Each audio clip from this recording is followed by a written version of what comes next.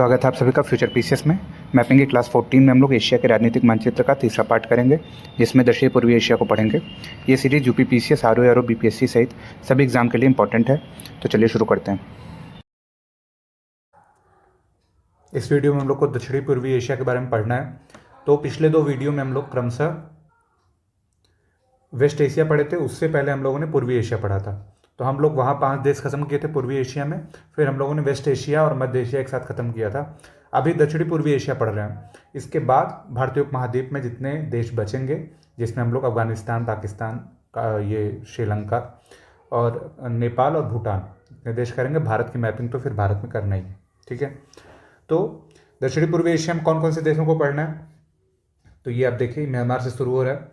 Myanmar पढ़ना है, फिर उसके नीचे थाईलैंड है, फिर लाओस, कंबोडिया, वियतनाम। 5 ठो तो ये इंडो बर्मन प्लेट पे ही हो गए, ठीक है। इसके बाद मलय प्रायद्वीप में मलेशिया है। इसके अलावा यहाँ पे आपको ब्रुनेई मिलता है, इंडोनेशिया मिलता है, यहाँ 7 देश हो गए। फिर आपको मिलता है फिलीपींस 8, फिर तिमोर है, फिर ऊपर ताइवान है। इतने सारे देशों को हम लोग को लगभग पढ़ना है, ठीक है। सिंगापुर एक छोटा सा देश है, जो मतलब देश का शहर ही है। तो ये कुल 10 जो दक्षेस कह रहे हैं, जो 10 आसियान कंट्रीज़ हैं, वो बेसिकली दक्षिणी पूर्वी एशिया की कंट्रीज़ हैं। कुछ द्वीपों को देखना है, और यहाँ पे कई सारे शहर हैं और कई सारे खनिज उत्पादक क्षेत्र हैं, जिनको हम लोग को इस वीडियो में पढ़ना है। तो सबसे पहले म्यांमार से ही शुरू करते हैं। नदियाँ भी देखते चलेंगे, नदियों के किनारे जो शहर हैं वो भी इंपॉर्टेंट है। अब देखिए, म्यांमार की अगर फिजियोलॉजी देखें, फिजिकल जोग्राफी इसकी देखें, तो म्यांमार के ऊपरी म्यांमार के पास जो हम लोग को एक पर्वत श्रेणी मिलती है। अब देखिए, यहाँ पे एक नदी और एक पर्वत श्रेणी दोनों है। तो पहले अगर पर्वत को बनाए तो ये आपका रहा, यहाँ पे है पटकाई बुम, ठीक है। पटकाई बुम पर्वत है, जो हिमालय का सीसीए है, जिसको हम लोग हिमालय का अर्धसंघीय झुकाव कहते हैं। पटकाई बुम उसी का विस्तार है, ठीक है। अब ये जो अरुणाचल है, इसी के पास हिमालय घूमता है और यहाँ पे आके पटकाई बुम नामक पर्वत का निर्माण करता है। तो नाम लिखते चलेगा हम लोग, तो ये है पटकाई पहाड़ी, ठीक है। इसके बाद निचले हिस्से में, मतलब म्यांमार के यहाँ वाले हिस्से में, ये देखिए, यहाँ पे एक पर्वत है। इस पर्वत का नाम है, हम लोग इसको अराकान योमा कहते हैं, ठीक है। इस पर्वत का नाम है अराकान योमा। ये भी हिमालय का ही विस्तार माना जाता है, ठीक है। इसके अलावा अब देखिए, ये जो नदी है वो पटकाई को घाटी से अलग करती है। उस नदी का नाम है चिंदविन नदी, ठीक है। इस मैप में नहीं बनाया गया है, इसको बना दे रहे हैं, तो ये मैप कंप्लीट हो जाएगा, ठीक है। तो चिंदविन नदी जो है वो मणिपुर से शुरू होती है। तो ये चिंदविन नदी यहाँ से ऐसे पटकाई को घाटी से अलग करती है, ठीक है। ऐसे बहते हुए जाके यहाँ पे मिल जाती है, ठीक। अब जो हमारी ये मेन नदी यहाँ पे इरावती नदी है और साल्वीन नदी है, यही 2 नदियाँ हैं जो म्यांमार के लिए मुख्यतः मैदान का निर्माण करती हैं। जिसमें जो इरावती नदी है वो ज़्यादा बड़े मैदान का निर्माण करती है। ये जो पूरा एरिया आप लोग देख रहे हैं, ये पूरा एक मैदान है, ठीक है। जितना एरिया मैं यहाँ पे डार्क कर रहा हूँ, थोड़ा इसको और डार्क करते हैं, तो ये देखिए, ये पूरा एरिया एक मैदान है और ये पूरी एक घाटी ऐसे चलती है, ठीक है। ये पूरी घाटी है जो कि म्यांमार के लिए उत्पादन का काम करती है। सो म्यांमार को पूर्व का चीनी नहीं, चावल का कटोरा भी कहते हैं, ठीक है। और ये जो साल्वीन है वो भी अपने निचले हिस्सों में घाटी बनाती है, ठीक है। तो ये 2 घाटियाँ म्यांमार के लिए कृषि उत्पादन का काम करती हैं। अब देखिए, इरावती नदी के तट पे कौन कौन से शहर हैं, तो जो इसकी प्राचीन राजधानी थी यांगून, ठीक है, वो इरावती नदी के मुहाने के पास स्थित है, ठीक है। इसकी एक वितरिका है, उसके किनारे स्थित है यांगून। तो एक तरह से कहें तो इसके डेल्टा में। जबकि मांडले भी इसकी पुरानी राजधानी है। मांडले जेल जो ब्रिटिश एरा में बहुत प्रसिद्ध थी, जहाँ बहुत सारे स्वतंत्रता सेनानियों को भेजा गया, ठीक है। तो मांडले जो है वो भी इरावती नदी के तट पे है। जो इसकी नवीन राजधानी है, जिसको नेपिदा कहते हैं, ठीक है। वैसे तो ये अलग अलग शब्द है, लेकिन हम लोग एक साथ लिख लिए हैं। नेपिदा इसकी राजधानी है, जो कि किसी भी नदी के तट पे स्थित नहीं है, बल्कि इसके पास में ही एक क्षेत्र है जिसको हम लोग कहते हैं पेगुयामा, ठीक है। पेगुयामा एक क्षेत्र है जो पर्वतीय क्षेत्र है, जहाँ से तेल का निष्कर्षण किया जाता है, ठीक है। जब हम लोग इसको ऐसे पढ़े हुए थे तो ये नहीं पता था कि पेगुयामा डायरेक्ट ऐसे क्वेश्चन आ जाएगा। तो ये खनिज तेल के लिए है। एक साल यूपीपीसीएस ने पूछ लिया था ये क्वेश्चन, ठीक है। अभी 2022 या 23 वाले में किसी में पूछा था, ठीक है। तो तेल क्षेत्र है, तो जो लोग पहाड़ी को याद रखेंगे वो ऐसे भी याद कर लेंगे, ठीक है। और अगर इस तरह अराकान योमा और पेगुयामा और पटकाई 3 पहाड़ियाँ जो इंपॉर्टेंट हैं, इन तीनों को ध्यान रखना है वैसे भी, ठीक है। इसके अलावा ये जो दोनों नदियाँ हैं, देखिए साल्विन नदी देखें हम लोग तो ये पूर्वी हिस्से में, म्यांमार के पूर्वी हिस्से में फैली हुई है। इन दोनों के बीच में पठार है, उस पठार का नाम है शान का पठार। यहाँ पे शान का पठार स्थित है। तो ज़्यादातर हिस्सा इसका क्या है, पठारी और पर्वतीय है म्यांमार का, ठीक है। केवल घाटी वाला हिस्सा बीच का ही है, ठीक। म्यांमार को स्वर्ण पैगोडा का देश कहते हैं, ठीक है। और मांडले यागुन इसकी पुरानी राजधानियाँ थी, ठीक है। इसके सागौन वन विश्व में सर्वश्रेष्ठ हैं। फिर भी ये इमारती लकड़ी के व्यापार में बहुत आगे नहीं है, क्योंकि जो लंबरिंग उद्योग है उसके लिए जो तकनीक चाहिए उसमें ये पिछड़ा हुआ है, ठीक है। इसके अलावा इसके निचले हिस्सों में मैंग्रोव तथा दलदली वन पाए जाते हैं। इसको सुदूर पूर्व के चावल का कटोरा कहा जाता है। कारण क्या है, मानसूनी जलवायु है। जलवायु क्या है, मानसूनी है, दक्षिणी पश्चिमी मानसून से वर्षा प्राप्त करता है और इसके वजह से यहाँ पे चावल की पैदावार अत्यधिक होती है, ठीक है। इसके अलावा सागरीय प्रभाव भी पाया जाता है, इससे ज़्यादा वर्षा जलग्रहण प्राप्त करती है। उसके अलावा नदियों का एक क्रम है, नदियों की घाटियाँ फैली हुई हैं जो उपजाऊ जलोढ़ मैदान का निर्माण करती है, ठीक है। इरावती को म्यांमार की जीवन धारा इसीलिए कहते होंगे, ठीक है, इसे म्यांमार की जीवन धारा कहते हैं। अब देखिए यहाँ पे एक पोर्ट है जिसका नाम है सितवे। सितवे पोर्ट ये जो है वो भारत के लिए रणनीतिक दृष्टि से इम्पॉर्टेंट इसलिए है क्योंकि जो सितवे से ना एक कलादान प्रोजेक्ट चलता है, जो कि दक्षिणी पूर्वी एशिया में भारत का एक समझिए कि अपने क्षेत्र में एंट्री करने के लिए एक निकासी व्यवस्था का वो है। तो ये सितवे के द्वारा हम लोग कहाँ पहुँचना चाहते हैं, तो हम लोग नॉर्थ ईस्ट में पहुँचना चाहते हैं, उत्तर पूर्वी भारत में पहुँचना चाहते हैं। कारण क्या है, कारण ये है कि म्यांमार एक लंबी सीमा साझा करता है उत्तर पूर्वी से। तो सितवे बंदरगाह से कुछ दूर बाई लेन फिर एक नदी है जिसका नाम है कलादान नदी। उस नदी के द्वारा हम लोग नॉर्थ ईस्ट में एंट्री कर लेंगे, ठीक है। अब देखिए किस किस राज्य से सीमा लगती है इसकी, तो ये हो गया अरुणाचल प्रदेश, फिर ये हो गया नागालैंड, फिर हो गया मणिपुर और फिर ये हो गया मिजोरम, ठीक है। इन 4 राज्यों से इसकी सीमाएँ लगती हैं। इसके अलावा म्यांमार लाओस और थाईलैंड के साथ मिलकर स्वर्णिम त्रिभुज का निर्माण करता है जो कि अफीम ड्रग्स का एरिया है, ठीक है। अब देखिए एक चीज़ अगर समझना चाहें तो ये जो नॉर्थ ईस्ट है ना, ये क्या है, ये ऐसा एरिया है जहाँ हमेशा संकट रहता है किस चीज़ों का, तो यहाँ पे हमेशा अलगाववाद और मिलिटेंसी का संकट रहता है, ठीक है। अलगाववाद है, नक्सलवाद है, ठीक है। और यहाँ पे उग्रवादी समूह है, ठीक है, जो अपनी मांगों के लिए हमेशा प्रदर्शन करते रहते हैं, हमेशा हिंसक विद्रोह करते रहते हैं। अभी मणिपुर वाली हिंसा आप लोग देख ही रहे हैं, 2 ट्राइबल ग्रुप के बीच में किस तरह की उग्रवादी हिंसा हो रही है कि वहाँ पे सेना को लगाना पड़ा है, ठीक। अब ये जो क्षेत्र है ये आदर्श बन जाता है इस स्वर्णिम त्रिभुज के लिए कि ये यहाँ से ट्रैफिकिंग करे। किस चीज़ की ट्रैफिकिंग करे, अब इनको चाहिए 2 चीज़, पहली चाहिए धन और दूसरा चीज़ चाहिए हथियार। उग्रवादियों को धन और हथियार चाहिए, तो धन कहाँ से प्राप्त करते हैं, धन ये इसकी अवैध तस्करी करते हैं, किसकी, अफीम की, ड्रग्स की, जिसको धन प्राप्त होता है। तो वो दोनों चीज़ यहाँ पे कैसे मिल जाती है, तो ये अफीम ड्रग्स की तस्करी यहाँ से करते हैं और बदले में नेपाल के रास्ते इनको प्राप्त हो जाता है हथियार, ठीक है। तो ये दोनों तरह से ये मानव तस्करी, हथियार की तस्करी, हथियार की, ड्रग्स की, ये तीनों एक तरह से क्या होता है, संगठित अपराध हो जाता है और फिर ये एक ऐसा क्षेत्र हो जाता है जो डार्क जोन है, ठीक है, इन तीनों चीज़ों के लिए। अब थाईलैंड को अगर देखें हम लोग तो सबसे पहले थाईलैंड की जो राजधानी है बैंकॉक, वो चाओ फ्राया नदी के तट पे स्थित है। तो ये ध्यान देना है, ये क्वेश्चन एक बार मिलान में आया हुआ है। यहाँ पे असल में जितनी भी नदियाँ हैं उनका इंपॉर्टेंस इसीलिए है क्योंकि उनके तट पे राजधानी शहर स्थित है, ठीक है। तो ये छोटी नदी है अपेक्षाकृत चाओ फ्राया, लेकिन इसके तट पे बैंकॉक है, ये प्रश्न पूछा हुआ है। फिर ये नदी थाईलैंड की खाड़ी में गिर जा रही है और थाईलैंड का विस्तार जो है ना, अब देखिए थाईलैंड इधर ब्लॉक कर दे रहा है म्यांमार को और मलय प्रायद्वीप पे इसका विस्तार मलेशिया की सीमा तक है, ठीक है। तो किस किस देशों से सीमा बना रहा है, तो पहला तो आपको दिख रहा है कि म्यांमार और लाओस के साथ लंबी सीमाएं बना रहा है, फिर कंबोडिया के साथ इसकी सीमा लग रही है और मलेशिया के साथ लग रही है। वियतनाम के साथ सीमा नहीं बना रहा है, ये ध्यान देना है। इसके अलावा थाईलैंड में ये जानना है कि थाईलैंड जो है वो टिन के भंडार के लिए जाना जाता है। ठीक है, वैसे तो पूरा जितना ये दक्षिण पूर्वी एशिया है सब टिन के भंडार के लिए जाना जाता है। तो आइए देख लेते हैं। तो सबसे पहले हम लोग देखते हैं म्यांमार को। तो म्यांमार हम लोग पढ़ चुके हैं। तो म्यांमार में कौन सा क्षेत्र, तो शान का पठार और काइन्नी पठार, दो पठार वहाँ पे स्थित हैं जो कि इसके लिए मतलब टिन के भंडार के लिए जाने जाते हैं। इसके अलावा कोरात क्षेत्र जो कि थाईलैंड में है, और फुकेट क्षेत्र ये भी थाईलैंड में है। थाईलैंड में ये दोनों क्षेत्र टिन के भंडार के लिए जाने जाते हैं।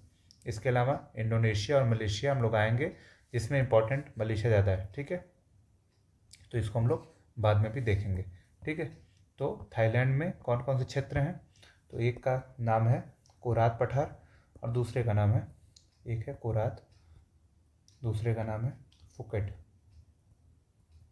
तो जैसे पिछली बार पूछ लिया था पेगुयामा को, वैसे ही थाईलैंड में पूछ सकता है, इसलिए ध्यान दीजिएगा। ठीक है, सीमाएं किससे लग रही हैं, ये हो गया।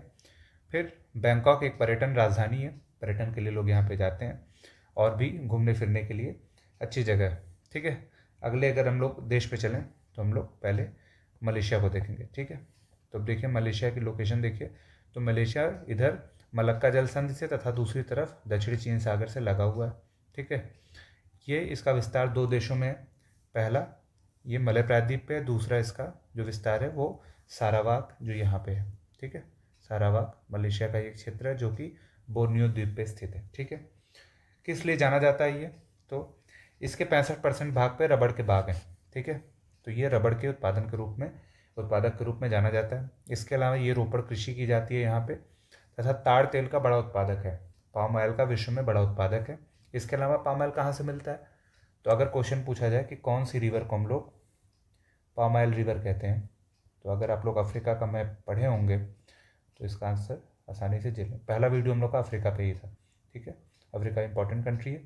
तो जो मैपिंग का पहला वीडियो है वो हम लोग इसी पे बनाए हैं। अगर ये क्वेश्चन नहीं आ रहा है इसका मतलब है कि आप लोगों ने वीडियो ध्यान से रिवाइज नहीं किया। ठीक है, अगर देख के ही नहीं आया तो देखिए जाके उसको पहले। तो ये है ताड़ तेल का उत्पादक है। इसके अलावा टिन के उत्पादन में अग्रणी है, ये क्वेश्चन पूछा जा चुका है इसलिए ये इंपॉर्टेंट हो जाता है। टिन के उत्पादन में अग्रणी है। इपोह एक जगह है जहाँ से टिन का उत्पादन होता है, ये किंटा केलांग घाटी में स्थित एक शहर है। ठीक है, अब देखिए किंटा घाटी जो है ना, ये क्वेश्चन पूछा ही हुआ है। ठीक है, पिछली बार पूछा था किंटा घाटी किस लिए फेमस है, तो आप लोगों को यहाँ पे टिन ऑप्शन मारना चाहिए था। उस समय तक लोग इतना ध्यान नहीं दे रहे थे, अब ध्यान देने लगे हैं दक्षिणी पूर्वी एशिया की मैपिंग पे, इसीलिए हम लोग एक अलग वीडियो में इसको पढ़ रहे हैं। ठीक है, इसका अधिकांश व्यापार सिंगापुर द्वारा होता है। तो किन किन चीज़ों के लिए जाना जाता है, पहला है रबड़, फिर पाम ऑयल, फिर अपने टिन भंडार के लिए। ठीक है, इन तीन चीज़ों के लिए जाना जाता है। इसके अलावा क्या जान सकते हैं इसके बारे में, तो कुछ और जगह हैं जहाँ से ये टिन का उत्पादन करता है, केवल किंटा केलांग घाट से नहीं करता है। देखिए हम लोग इसको अलग लिखे हुए हैं, देखते हैं यहाँ पे देखिए हम लिखे हुए हैं। सेलांगोर एक जगह है, जेल्लुब है, किंटा केलांग घाटी है। इसके अलावा जो पेनांग है यहाँ पे प्रगलन किया जाता है। ठीक है, ये प्रगलन केंद्र के रूप में जाना जाता है। ठीक, ये पेनांग है। बाकी ये जेल्लुब, सेलांगोर और किंटा केलांग ये तीनों भंडारण की दृष्टि से, उत्पादन की दृष्टि से ये दोनों चीज़ें हैं। ठीक है, इसके अलावा मलेशिया का जो हिस्सा ब्रुनेई के साथ सीमा साझा करता है बोर्नियो द्वीप पे, इसको हम लोग कहते हैं सारावाक। ठीक है, तो ये था हमारा मलेशिया। जो मलेशिया है वो वर्षा वनों के लिए जाना जाता है। ठीक है, क्योंकि रबड़ का वृक्ष जो है एक विश्वतीय वृक्ष है, मतलब वो सदाबहार वनस्पति का हिस्सा है, तो इससे ये भी सिद्ध होता है कि वर्षा वन यहाँ से पाया जाता है। यहाँ पे एक विश्व का प्राचीनतम वर्षा वन स्थित है जिसको हम लोग कहते हैं तमान निगरा राष्ट्रीय उद्यान। ठीक है, तो ये यहीं पे स्थित है। ठीक, इसके बाद हम लोग अगले देश पे चलें तो हम लोग ऊपर दो देश अभी छोड़ के आए हुए हैं, दो नहीं तीन देश हैं, लाओस, कंबोडिया और वियतनाम। तो लाओस को देखें तो सबसे बड़ी विशेषता लाओस की यही है कि यह दक्षिणी पूर्वी एशिया का एकमात्र स्थलरुद्ध देश है। इसकी राजधानी वियंतिन जो है वो मेकांग नदी के तट पर स्थित है। दो चीज़ें आप लोगों ने जानी लाओस के बारे में। ठीक, पहले ये फ्रांस का उपनिवेश हुआ करता था। ठीक है, पहले ये फ्रांस का उपनिवेश था। यहाँ पे ज़्यादातर जनसंख्या बौद्ध है। ठीक है, बौद्ध धर्मावलंबी यहाँ पे सबसे ज़्यादा रहते हैं और ज़्यादातर विस्तार इसका साल्विन के पूर्व में है।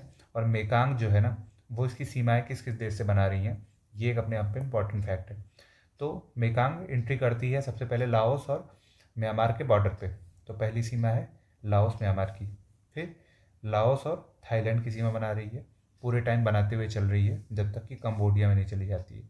ठीक है, फिर कंबोडिया और वियतनाम में ये बहती हुई मेकांग नदी आगे बढ़ जा रही है। तो दो देशों के बीच में सीमा बना रही है, म्यांमार लाओस, लाओस और थाईलैंड के बीच में। ठीक है, इसके बाद चलते हैं तो लाओस के बारे में और क्या जान सकते हैं।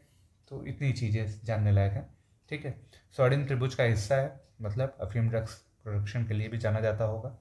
ठीक है, लाओस इतनी चीज़ों के लिए जाना जाता है। ठीक है, अगला चले कंबोडिया देखते हैं। तो कंबोडिया जाना जाता है अंकोर वाट मंदिर के लिए। ठीक है, इसमें सबसे बड़ा मंदिर है। इसके अलावा मेकांग नदी इसकी मुख्य अंतरस्थलीय मार्ग है। इसी के तट पे इसकी राजधानी नामपेन स्थित भी है। ठीक है, राजधानी नहीं भूलनी है, मिलान के लिए दे सकता है। ठीक है, हम लोगों ने देखा अंकोर वाट मंदिर किसका है, तो ये विष्णु भगवान का मंदिर है। पहले ये शैव मंदिर हुआ करता था, बाद में इसको विष्णु मंदिर में परिवर्तित कर दिया गया। ठीक है, एक कॉन्फ्लिक्ट इधर दक्षिण भारत में ये भी चल रहा था, शैव बनाम वैष्णव। ठीक है, तो यहाँ पे भी वो पहुँचा होगा कभी ना कभी। चलते हैं अगले अपने देश पे, तो वो है वियतनाम। ठीक है, वियतनाम ध्यान में आते ही जो वियतनाम का गृह युद्ध था जिसमें अमेरिका पार्टिसिपेट किया था, ठीक है, वो याद आ जाता है।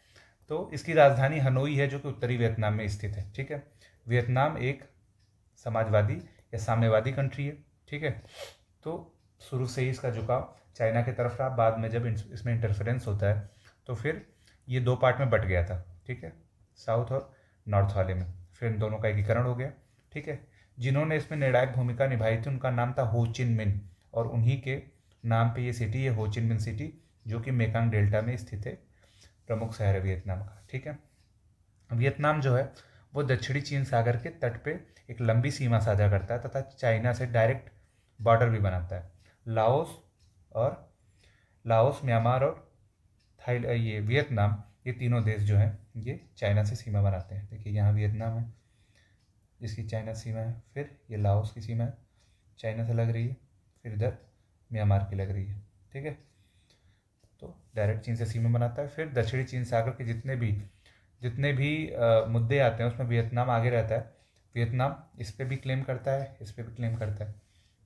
ये दोनों द्वीप समूह है, पार्सल आइलैंड और स्पार्टली आइलैंड, इन दोनों पे, पार्सल पे जैसे फिलीपींस भी करता है, उसी तरह स्पार्टली पे इंडोनेशिया भी करता है, मलेशिया भी करता है। ठीक है, इसके अलावा ब्रुनेई भी कर सकता है। ठीक है, इतने सारे देशों का इस पर ये है। बहुत लोग इस वजह से करते हैं कि उनके यहाँ से नज़दीक है, कुछ लोग सांस्कृतिक आधार पर दावा करते हैं। ठीक है, तो वियतनाम के बारे में ये चीज़ें जाननी है। इसके बाद कोई देश इस पर मेन लैंड पर नहीं बचता है। उसके बाद हम लोग आएंगे इंडोनेशिया पे। उससे पहले थोड़ा ब्रुनेई को देख लेते हैं। ब्रुनेई भी एक छोटा सा देश है और काफ़ी इंटरेस्टिंग होने की वजह से कई बार बोर्नियो द्वीप और ब्रुनेई से क्वेश्चन पूछा हुआ है। ठीक है, ये जो है ये प्रति व्यक्ति पेट्रोलियम उत्पादन में ऊंचा स्थान रखता है, क्योंकि यहाँ की जनसंख्या कम है और पेट्रोलियम उत्पादन अधिक है, तो प्रति व्यक्ति पेट्रोलियम उत्पादन में अग्रणी है। इसके अलावा राजधानी इसकी बंदर सिटी बागवान है। ठीक है, ये पेट्रोलियम और प्राकृतिक गैस का उत्पादक है। अभी यहाँ पे पहली बार भारत के प्रधानमंत्री मोदी जी गए थे ब्रुनेई में। ठीक है, तो ब्रुनेई आसियान का सदस्य देश है। फिर बोर्नियो द्वीप पे स्थित है। इसकी सीमाएं तीन तरफ से मलेशिया से घिरी हुई हैं और एक तरफ से ये दक्षिणी चीन सागर से लगा हुआ है। ठीक है, सागर भी याद रखना है, क्वेश्चन बनाते टाइम आपको लोकेशन ध्यान में रखनी है, ताकि क्वेश्चन बने तो ये ना लगे कि एकदम आपको कुछ पता ही नहीं है इसके बारे में। ठीक, तो ये हो गया ब्रुनेई। आगे चलते हैं तो हम लोग को अगला जो देश है वो है फिलीपींस। फिलीपींस देख लेते हैं, फिर हम लोग का बचेगा इंडोनेशिया। तो इंडोनेशिया लास्ट में देखेंगे। ठीक है, अब देखिए फिलीपींस का विस्तार काफ़ी मतलब ज़्यादा है, मतलब कई सारे द्वीपों में स्थित है। 3 द्वीप मेन है इसमें। ठीक है, पहला है लुजोन, मिंडानाओ और फिर पालावान। ठीक है, तो ये तीनों के बीच में एक सागर स्थित है जिसका नाम है सुलू सागर। ठीक है, सुलू सागर फिलीपींस से घिरा हुआ है। इसके अलावा फिलीपींस लुजोन जल संधि के द्वारा ताइवान से अलग होता है। इसके अलावा यह दक्षिणी चीन सागर और फिलीपींस सागर के बीच में स्थित है। इतनी सारी लोकेशन आप ऐसे देख सकते हैं। ठीक है, इसके बाद क्या देखना है, इस सारे द्वीपों में सबसे बड़ा द्वीप कौन सा है, ये क्वेश्चन पूछ सकता है। तो इसमें मैक्सिमम है लुजोन आपका। ठीक है, मैक्सिमम है। इसकी जो राजधानी है मनीला, वो लुजोन पे ही स्थित है। हम लोगों ने यहाँ बनाई नहीं हुई है, लेकिन यहाँ बना ले रहे हैं। मनीला फिलीपींस की राजधानी जो कि लुजोन पे स्थित है। मनीला में किसका मुख्यालय है? तो ये दो चीज़ों का मुख्यालय यहाँ पे है। पहला है एडीबी, ठीक है, और IRRI, ठीक है, इंटरनेशनल राइस रिसर्च इंस्टीट्यूट, और एशियन डेवलपमेंट बैंक, दोनों का मुख्यालय यहाँ पे स्थित है। इसके अलावा मिंडानाओ की खाई यहीं पास में स्थित है। फिलीपींस के निकट पूर्व में मिंडानाओ की खाई है, जो कि हम लोग प्राक्टिकल में देख चुके हैं, ठीक है। ये यहाँ पे एक पर्वत है जिसका नाम है हमीगुइटान पर्वत, ठीक, क्या नाम है इसका? हमीगुइटान पर्वत। ये जो है विश्व विरासत स्थल है, ठीक है।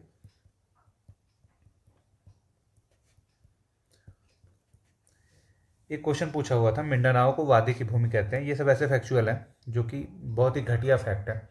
आप इनको घटिया इसलिए कह सकते हैं क्योंकि इस फैक्ट का किसी भी संकल्पना, सिद्धांत, विचार से कोई संबंध नहीं। बस ये कहा गया तो कहा गया, और आपको पता है तो पता है।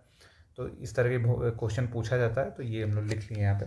मिंडानाओ को वादे की भूमि कहा जाता है। जैसे उगते हुए सूर्य का देश, 7 पहाड़ियों का देश, सफ़ेद हाथियों का देश, ये सब क्या है? ये सब लूसेंट के फैक्ट हैं, ठीक है। अब इनको नहीं पूछना चाहिए एग्जाम में, लेकिन पूछ लेते हैं। इतना ध्यान से जो चीज़ें पढ़ रहे हैं कारण और कथन के साथ, उसके अन्य चीज़ों के साथ, उसकी वजहों के साथ, वो पूछना चाहिए, ताकि अगर आपको ना भी आए तो पश्चाताप न रहे। एक और कंट्री है जिसका नाम है पलाव, ठीक है, एशिया का हिस्सा है। और हम लोग इसको जब हम लोग ऑस्ट्रेलिया में पढ़ रहे थे तो उसमें हम लोगों ने इसमें देख लिया था, ठीक है। लेकिन देख लीजिए इसकी लोकेशन, ठीक है। अब हम लोग आगे चलें तो हम लोग को मिलता है इंडोनेशिया, ठीक है। इंडोनेशिया के बारे में क्या जानना है? तो पहले तो ये जान लीजिए कि जावा सुमात्रा है कहाँ। द्वीपों का क्रम जान लीजिए, क्वेश्चन पूछा हुआ है एक बार का, ठीक है। और मैं गलत भी कर दिया था उस बार, तो मुझे बड़ा पश्चाताप हुआ था, ठीक है। तो ये देखिए, सुमात्रा पहले है, फिर जावा है, फिर बाली है, फिर लोम्बोक है, फिर सुम्बावा है, सुम्बा है, फिर आपका फ्लोर्स है, ठीक है। इसके अलावा आगे इंडोनेशिया कई मतलब जगह पे सीमा भी साझा करता है, ठीक है।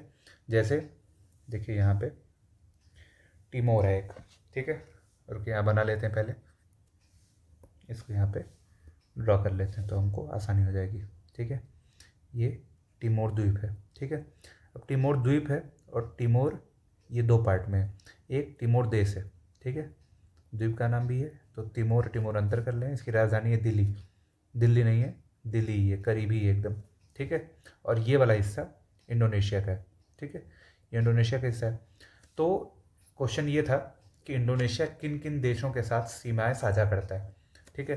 तो पहला हम लोग यहाँ पे देख ले रहे हैं, ये पापुआ न्यू गिनी के साथ सीमा साझा कर रहा है। फिर ये इस द्वीप पे, तिमोर द्वीप पे, तिमोर के साथ सीमा साझा कर रहा है, 2 हो गया, ठीक है। तीसरा यहाँ पे देखिए, तीसरा यहाँ पे कालीमंतन वाला पार्ट, ये जो मेजर पार्ट है नीचे, ये इंडोनेशिया का हिस्सा है। तो यहाँ ये मलेशिया के साथ सीमा साझा कर रहा है, लेकिन ब्रुनेई के साथ नहीं कर रहा है। ब्रुनेई के साथ किसी द्वीप पे स्थलीय सीमा साझा नहीं कर रहा है। द्वीप तो साझा कर रहा है, सीमा नहीं साझा कर रहा है, ये ध्यान देने वाली बात है, ठीक है। इसके अलावा ये 3 देश हैं जहाँ मेनली वो किसी देश के साथ सीमा साझा कर रहा है, ठीक है। मतलब द्वीप ही में 2 लोग बटे हुए हैं, ठीक। तो यहाँ देखिए द्वीपों का भंडार एकदम। सबसे बड़ा जो द्वीप है उसका नाम है सुमात्रा, फिर कालीमंतन का एरिया बड़ा है, फिर आप लोगों का जावा का बड़ा है, ठीक है। अब देखिए यहाँ पे बहुत सारे हम लोगों को मिलते हैं पर्वत, ज्वालामुखी पर्वत, इनके लिए इंडोनेशिया जाना जाता है। खूब सारे ज्वालामुखी पर्वत हैं, तो देखते हुए चलते हैं। माउंट सिनाबुक जो है वो आपका सुमात्रा में स्थित है। इसके अलावा क्राकाटोआ जो है ना, वो भी सुमात्रा पे ही है, लेकिन ये थोड़ा सा बॉर्डर पे है, ठीक। क्राकाटोआ के बाद चलते हैं हम लोग तो माउंट मेरापी मिलता है हम लोग को। माउंट मेरापी जावा पे स्थित है, तथा माउंट सुमेरु भी जावा पे ही स्थित है, ठीक है। ये 4 हम लोग को ये याद रखने हैं, क्योंकि ये द्वीप ज्वालामुखी की क्रिया से ही निर्मित है, तो यहाँ ज्वालामुखी पर्वत मिलना ये लाजमी है, ठीक है। अगर आप लोगों को कभी फिजिकल पढ़ाने का मौका मिला तो मैं उसमें, जब प्लेट टेक्टोनिक पढ़ते हैं हम लोग, तो वहाँ पे पता चलता है कि द्वीपों का निर्माण कैसे हुआ है, ठीक है। तो वहाँ पे बड़ा अच्छे कॉन्सेप्ट से ये समझ में आ जाता है। वैसे भी जो 3 क्षेत्र हैं, मध्य महाद्वीपीय पेटी या प्रशांत मेखला जो है, तो ये जो है पैसिफिक रिंग ऑफ फायर का ही हिस्सा है एक तरह से। तो आप लोगों को ये समझना चाहिए कि ये ज्वालामुखी वाले बेल्ट ही है, ठीक है। ये हुआ, फिलीपींस हुआ, ये ज्वालामुखी से दहकते रहते हैं, चाहे जापान हुआ। आगे चलें तो कुछ शहर हैं, उनको देखेंगे। उससे पहले देख लेते हैं किससे किससे घिरा हुआ है। तो ये जावा सागर है, फिर दक्षिणी चीन सागर है, फिर मलक्का जल संधि है, ठीक है। तो यहाँ ग्रेट चैनल, फिर मलक्का जल संधि से ये मलय प्रायद्वीप से अलग होता है। फिर जावा सागर जो है किसके किसके बीच है, तो जावा सागर आपका ये हमको अलग करता है बोर्नियो से, ठीक है, जावा को बोर्नियो से अलग करता है। इसके अलावा आगे चले तो हम लोग को फ्लोर्स द्वीप मिलता है, ठीक है, फ्लोर्स द्वीप मिलता है, फिर बांदा सागर मिलता है, और इसके बाद ऑस्ट्रेलिया शुरू हो जाता है, ठीक है। यहाँ पे हम लोग को आखिरी जो बॉर्डर है इंडोनेशिया का, जिसकी राजधानी है जयपुरा, ठीक है, इरियन जया इसको हम लोग कहते हैं, और इसकी राजधानी है जयपुरा, ठीक है, लिख लेते हैं। तो द्वीपों को ध्यान से देखते रहिए। यहाँ देखिए सुलावेसी द्वीप है, तो इन द्वीपों को ध्यान से आप लोग देखते रहिए, क्योंकि ये जो है आप लोगों को कभी द्वीपों का क्रम पूछ सकता है, कभी सागर से समीप लगे हुए मतलब कौन से क्षेत्र कौन सा द्वीप लगा हुआ ये पूछ सकता है, ठीक है। इंडोनेशिया में अगर चलें तो कुछ नॉर्मल विशेषताएं हैं, उनको देखते हुए चलते हैं। तो ऐसा अनुमान है कि लगभग 13,000 द्वीप इंडोनेशिया के पास हैं, ठीक है, 13,000 द्वीप हैं, ठीक है, जिसमें से 6,000 पे लोग रहते हैं, 6,000 द्वीप पे लोग रहते हैं। इसमें से ऐसे 150-200 द्वीप हैं जहाँ पे ज्वालामुखी है, ठीक है, सक्रिय ज्वालामुखी पाए जाते हैं, ठीक है। आगे हम लोग देखें अगर तो हम लोग को कुछ चीज़ें और समझ में आती हैं, तो द्वीप वाइज देखते हुए चलते हैं शहर। तो पहला शहर जो हम लोग को देखना है सुमात्रा पे हम लोग देख लेते हैं। तो पहला इंपॉर्टेंट शहर हम लोग को मिलता है पालेमबाग, ठीक है, ये रहा आपका पालेमबाग। इंडोनेशिया जो द्वीप है वो इसको प्राचीन समय में मसाला द्वीप भी कहते थे, क्योंकि यहाँ पे लौंग का उत्पादन और मसालों का उत्पादन अत्यधिक मात्रा में होता था, ठीक है, लौंग और मसालों का अत्यधिक उत्पादन होता था। इसके अलावा यहाँ पे जो सिनकोना का वृक्ष है वो अत्यधिक मात्रा में पाया जाता है, और उसके लिए एक शहर फेमस है जो कि जावा पे स्थित है, उस शहर का नाम है बाडुंग, जो सिनकोना उत्पादन का सबसे बड़ा केंद्र है, ठीक है। इसके अलावा जो जकार्ता यहाँ की राजधानी है वो जावा पे स्थित है, ये ध्यान देने वाली बात है। जावा जो है वो काली मिट्टी का क्षेत्र है, इसलिए यहाँ पे ऐसी फसलें पाई जाती हैं जैसे कपास हो गया, चना हो गया, ठीक है। तो ये सारी चीज़ें काली मिट्टी होने की वजह से ये न सिर्फ यहाँ पे फसल पाई जाती हैं, इसके अलावा ये क्या है, यहाँ पे अत्यधिक जनसंख्या का क्षेत्र है, यहाँ पे जनसंख्या उच्च पाई जाती है जावा में। इसके अलावा जो अगला है ये बाली, यहाँ पे भी यही है कि ये उच्च जनसंख्या घनत्व का क्षेत्र है, और यहाँ पे हिंदू पॉपुलेशन अधिक पाई जाती है, ठीक है। ये क्वेश्चन कभी पूछा नहीं है, पूछ सकता है, ठीक है। तो बाली एक पर्यटन का स्थल है, ठीक है, लोग जो जाना चाहते हैं इस एरिया में तो बाली ज़रूर लोग जाते हैं, ठीक है, बहुत ही सुंदर द्वीप है। इसके अलावा एक द्वीप है मधुरा, ये क्रम याद रखेगा, फिर आपका लोम्बोक, सुम्बावा, सुम्बा और फ्लोर्स, इसके बाद टिमोर, ठीक है, ये द्वीपों का क्रम है। तो ये सारी चीज़ें थी। यहाँ पे भी रोपड़ कृषि की जाती है, जैसे मलेशिया में की जाती है। अत्यधिक जैव विविधता वाला क्षेत्र है। अब देखिए जकार्ता की राजधानी अब ट्रांसफ़र की गई है, इंडोनेशिया ने नुसंतारा अपनी नई राजधानी बनाया है जो कि बोर्नियो पे स्थित है, ठीक है, नुसंतारा जकार्ता से राजधानी को ट्रांसफ़र कर दिया है, तो ये एक ध्यान देने वाली चीज़ है। तो ये दक्षिणी पूर्वी एशिया में हम लोग इंडोनेशिया को देख रहे थे, तो क्रम देखिएगा, इनका ध्यान रखिएगा। बाकी बहुत सारे शहर ऐसे नहीं हैं जो बहुत इंपॉर्टेंट हो। देखते हैं क्या कुछ छूटा हुआ है, अगर कुछ। अब हम लोग को सिंगापुर देखना था, सिंगापुर छूटा हुआ है इसमें, तो सिंगापुर को देखते हैं। देखिए सिंगापुर एक ऐसा देश है जो ये एक द्वीप पे स्थित है, ठीक है, पहले तो देख लेते हैं कि ये एक द्वीपीय देश है। इसके अलावा क्या इंपॉर्टेंट है इसमें, ये जोहोर जल संधि से ये अलग हो जाता है मलय प्रायद्वीप से। यहाँ जो जल संधि जा रही है उसका नाम है जोहोर जल संधि, ठीक है। तो ये इसका आकार कुछ ऐसा है, ठीक है, और ये ऐसे बीच में जल संधि, ठीक है, यहाँ पे मैप में नहीं सही दिख रहा है, ठीक है। मतलब और क्या जानना है सिंगापुर के बारे में, तो सिंगापुर भारत के लिए इंपॉर्टेंट तो है ही, अभी जल्दी मोदी जी गए थे सिंगापुर, ठीक है। तो सिंगापुर ऐसी आसियान कंट्री है, भारत के लिए इसका इंपॉर्टेंस इसलिए है क्योंकि ये आसियान से भारत को कनेक्ट करने के लिए एक बेहतर वो प्रदान करता है, एक मंच प्रदान करता है, ठीक। यहाँ पे भारतीयों के प्रवासियों की ठीक ठाक संख्या भी है। इसके अलावा सिंगापुर जो है ना, जो कहा जाता है कि ये टैक्स हेवन है, ठीक, और ये विनिवेश के लिए अत्यंत बढ़िया जगह है, मतलब AAA रेटिंग इसको मिली हुई है। जितने भी क्रेडिट एजेंसीज़ हैं वो इसको AAA रेटिंग दी हुई है। इसके अलावा प्रति व्यक्ति उत्पाद या प्रति व्यक्ति आय दोनों में ये दक्षिणी पूर्वी एशिया में पहले स्थान पे है, ठीक है, फर्स्ट प्लेस पे। ये क्वेश्चन एक बार UPSS में कथन बना के पूछा हुआ है, ठीक है। प्रति व्यक्ति आय, प्रति व्यक्ति उत्पाद, इन दोनों में ये प्रथम स्थान पे। इसके अलावा निवेश में अग्रणी है, ठीक है, निवेश के माहौल में सबसे आगे है। तो आप ये समझ सकते हैं कि क्यों इसको इस तरह का इसकी छवि बनी हुई है। कारण क्या है? कारण ये है कि ये जो एशिया प्रशांत को जोड़ने वाली मलक्का जल संधि है और ये जो ट्रेड रूट है इस पे स्थित है। इसके अलावा यहाँ के प्रशासन और यहाँ के विकास के लिए जो आवश्यक दशाएं हैं वो सारी यहाँ पे मौजूद है, परिवहन का साधन मौजूद है, ठीक है। और जो देश की राजनीति है वो व्यापार को सपोर्ट करती है, ठीक है। इस वजह से इसका विकास अत्यधिक हुआ। सोचिए 1965 में आज़ाद हुआ है और ये कितना आगे बढ़ चुका है, ठीक है। मतलब इतना आगे कि जिसको कहा जाता है 4 एशियाई बाघ, ठीक है, या इंग्लिश में कहें तो 4 एशियन टाइगर, जिन 4 स्टेट को कहा जाता है, जिनमें ताइवान है, ठीक है, कोरिया है, हांगकांग है और फिर आपका ये है सिंगापुर। इन चारों में सिंगापुर सबसे आगे है, इन चारों में सबसे आगे फर्स्ट प्लेस पे, ठीक है। तो समझिए कि एशिया में मुझे लग रहा है कि कुछ ही देश, एक ही देश कोई होगा, नहीं तो प्रति व्यक्ति आय में, टेक्नोलॉजी में, निवेश में, टैक्स में, कंपनीज के व्यापार में, परिवहन में, इन सारी चीज़ों में ये आगे है। और एक चीज़ ध्यान देने वाली ये है कि यहाँ पे लगभग 10% भारतीय प्रवासी रहते हैं, 70% चाइनीज़ लोग यहाँ पे रहते हैं, 10% भारतीय रहते हैं। और यहाँ की जो आधिकारिक भाषा है इन दोनों में चीनी भी है, चीनी भाषा जिसको हम लोग मंदारिन कहते हैं, ठीक। इसके अलावा हिंदी नहीं, तमिल यहाँ की आधिकारिक भाषा है, 4 भाषाओं में तमिल भी है, ठीक है। ये ध्यान देने वाली बात है, ठीक। तो ये थी सिंगापुर के बारे में कुछ जानकारी है। इसके अलावा सिंगापुर जो है वो जो आसियान कंट्री है उनके 5 संस्थापक देशों में भी एक है। तो आसियान को एक मिनट देख लेते हैं क्योंकि ये भी इसके पॉलिटिकल मैपिंग का ही एक अनिवार्य हिस्सा है, ठीक है। आसियान जो 10 कंट्रीज़ हैं, तो उनको 10 को याद करना है तो ऐसे याद कर लीजिए कि इसमें से 6 जो हैं वो प्रायद्वीप पे हैं और 4 ऐसे बिना प्रायद्वीप पे हैं।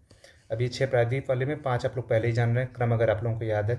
म्यांमार है, म्यांमार से लगा हुआ थाईलैंड है, फिर थाईलैंड से लगा हुआ कौन कौन है, लाओस लगा है थाईलैंड से, और कंबोडिया लगा है, ठीक है। ये दोनों अभी ऊपर देखे हैं। क्या नहीं लगा है? तो वियतनाम थाईलैंड से नहीं लगा है, ठीक। इसके अलावा थाईलैंड से लगा हुआ है मलेशिया, ठीक है। ये 4 हो गए, ये 6 हो गए आपके प्रायद्वीप पे स्थित देश, ठीक है। और 4 द्वीप हैं जिसमें से जोहोर से अलग होता है सिंगापुर, ठीक है। तो सिंगापुर एकदम प्रायद्वीप के नज़दीक ही है। इसके अलावा इंडोनेशिया, फिलीपींस है और फिर आपका बसता है ब्रुनेई, ठीक है। तो ये हो गए 10 आसियान कंट्री। आसानी से याद हो जा रहे हैं कि नहीं, इसमें कोई दिक्कत हो रही है तो आप लोग देख ले रहे हैं एकदम भूगोल के जरिए कैसे हम लोग आसियान को याद कर रहे हैं, ये समझ रहे हैं, ठीक है। आगे चलो तो आसियान के बारे में जाने कब ये इस्टेब्लिश हुआ था। तो आसियान की स्थापना कुल 5 देशों ने मिलकर की थी। इसमें सिंगापुर, इंडोनेशिया, फिलीपींस, मलेशिया और थाईलैंड, इन 5 देशों ने मिलकर की थी 1967 में, ठीक है। उससे पहले 1961 में एक संगठन स्थापित हुआ, इसका नाम था ASA, ठीक है। उसी का ये विकसित रूप बाद में आसियान बना, 5 देशों का संगठन था। बाद में इसमें और लोगों ने ज्वाइन किया। तत्कालिक रूप से आसियान की स्थापना जो होता है वो साम्यवाद को रोकने के लिए हुई थी सेकेंड वर्ल्ड वॉर के बाद। सेकेंड वर्ल्ड वॉर के बाद जो कोरिया और वियतनाम में साम्यवाद बढ़ रहा था, उत्तरी कोरिया ध्यान दीजिएगा, और वियतनाम में, उसको रोकने के लिए हुआ था। बाद में इसका पर्सपेक्टिव बदल गया और फिर धीरे धीरे आसियान एक व्यापारिक संघ या देशों के रणनीतिक साझेदारी में बदल गया। हालांकि ये रणनीतिक साझेदारी युद्ध स्तर पे या रक्षात्मक ज़्यादा नहीं है, व्यापारात्मक ज़्यादा है, ठीक है। आर्थिक ज़्यादा है, व्यापारिक ज़्यादा है। मतलब नाटो जैसा नहीं संगठन है बल्कि व्यापारिक संगठन है, ठीक है। कई सारे इसने वो भी साइन किए हैं। अभी जल्दी में इन्होंने RCEP साइन किया था जिसमें भारत ने नई हस्ताक्षर किया। RCEP जो है मतलब दुनिया की बड़ी अर्थव्यवस्थाओं को जोड़ने के लिए ये हुआ था आसियान के साथ। तो आसियान के साथ इसमें कौन कौन था? तो इसमें चीन था, जापान था, दक्षिण कोरिया है, ठीक है। ये सारी देशें यहाँ पे शामिल RCEP में, ठीक है। इंडिया ने इससे बैकआउट कर दिया था, इंडिया इससे बाहर आ गया था, इंडिया ने नहीं साइन किया, कहा ये भारत के हित में नहीं है, ठीक है। इसके अलावा सिंगापुर इंडिया के लिए क्यों इंपॉर्टेंट है? तो सिंगापुर इंडिया के लिए सेमीकंडक्टर के लिए इंपॉर्टेंट है, ठीक है। दुनिया में लगभग 10% सेमीकंडक्टर जो है वो अकेले सिंगापुर जो है वो उसकी पूर्ति करता है। और भारत सेमीकंडक्टर के लिए बाजार भी है और उसके लिए एक स्थल भी है निर्माण के लिए, ठीक। इसके अलावा सिंगापुर भारत में FDI के लिए इंपॉर्टेंट है। लार्जेस्ट FDI फ्लो 2023-24 में पहले स्थान पे सिंगापुर रहा, ठीक है, फर्स्ट प्लेस पे रहा निवेश करने में। और 2000 से लेके 2024 के बीच में जितना FDI भारत में आया है उसका 25% केवल सिंगापुर से है। सोचिए कितनी इंपॉर्टेंस है सिंगापुर की भारत के लिहाज से, ठीक है। इसके अलावा एक मंच प्रदान करता है सिंगापुर आसियान में एंट्री के लिए। आसियान में भारत का पक्ष रखने के लिए सिंगापुर एक ऐसा साथी है जो भारत की हमेशा सहायता करता है, ठीक है। तो ये सारी चीज़ें इसको इम्पोर्टेंट बनाती हैं। तो ये थे हमारे दक्षिण पूर्वी एशियाई देश, ठीक है। इसके बाद हम लोग एक वीडियो में भारत, अब देखिए यहाँ पे इंडोनेशिया में हम लोगों ने एक टीम के भंडार वाले को छोड़ दिया था, इसको देख लेते हैं। तो इंडोनेशिया में बंका मलक्का जल संधि क्षेत्र जो है, बंका और मलक्का जल संधि क्षेत्र जो दोनों जो है ये टीम के भंडार के लिए जाने जाते हैं। इसको नोट डाउन आप लोग कर लीजिएगा, ठीक है। तो हम लोगों ने दक्षिण पूर्वी एशिया देखा। इसके बाद हम लोगों को अगले वीडियो में हम लोग शायद भारतीय महाद्वीप देखें, भारतीय उपमहाद्वीप जिसको हम लोग कहते हैं, जिसमें अनेक देश शामिल हैं, उनको देखेंगे इंडिया छोड़ के, ठीक है। जिसमें श्रीलंका, नेपाल, जैसे बिमस्टेक के जितने देश हैं, ठीक, बिमस्टेक और सार्क के जितने देश हैं, इन देशों का समूह जो है उसमें 6-7-8 देश होंगे, ठीक है, 8 मोटा मान लीजिए।